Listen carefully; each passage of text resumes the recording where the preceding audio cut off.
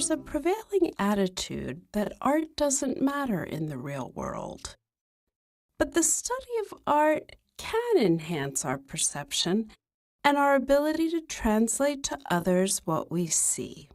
Those skills are useful. Those skills can save lives.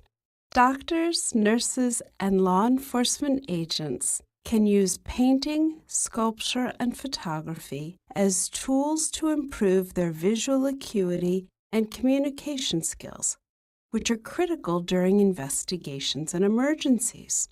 If you're treating an injury, investigating a crime scene, or trying to describe either of those things to a colleague, art can make you better at it.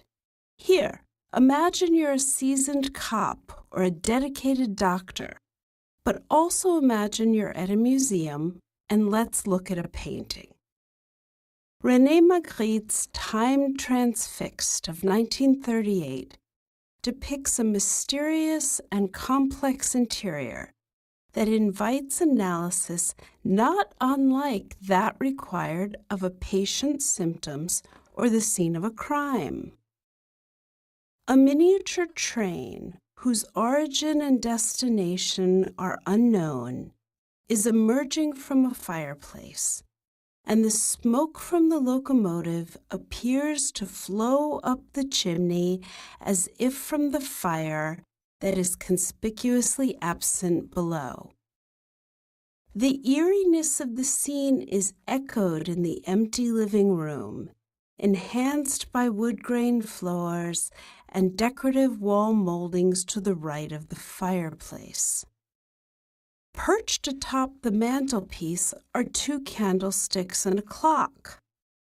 Behind these objects is a large mirror that reveals an empty interior and only a partial reflection of the objects before it.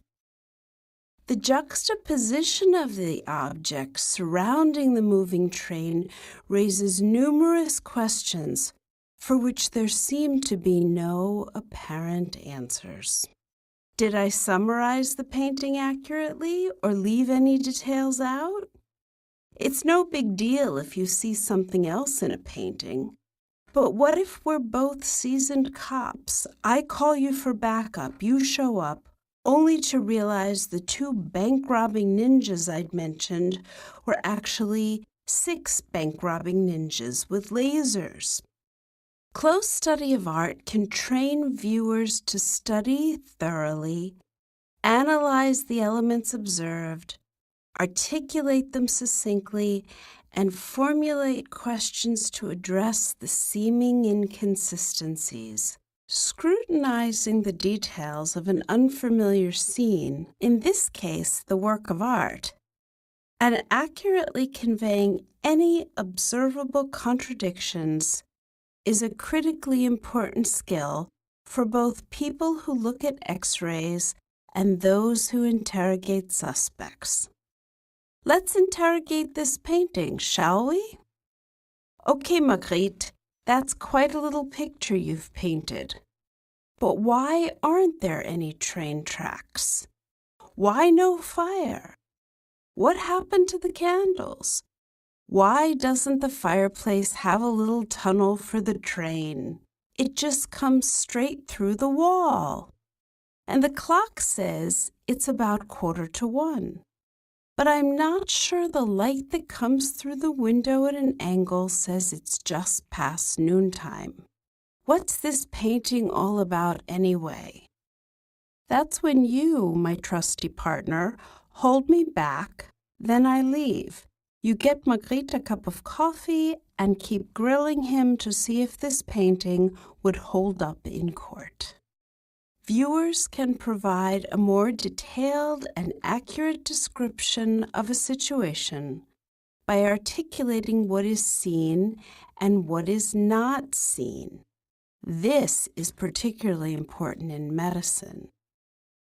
If an illness is evidenced by 3 symptoms and only 2 are present in a patient, a medical professional must explicitly state the absence of that third symptom, signifying that the patient may not have the condition suspected.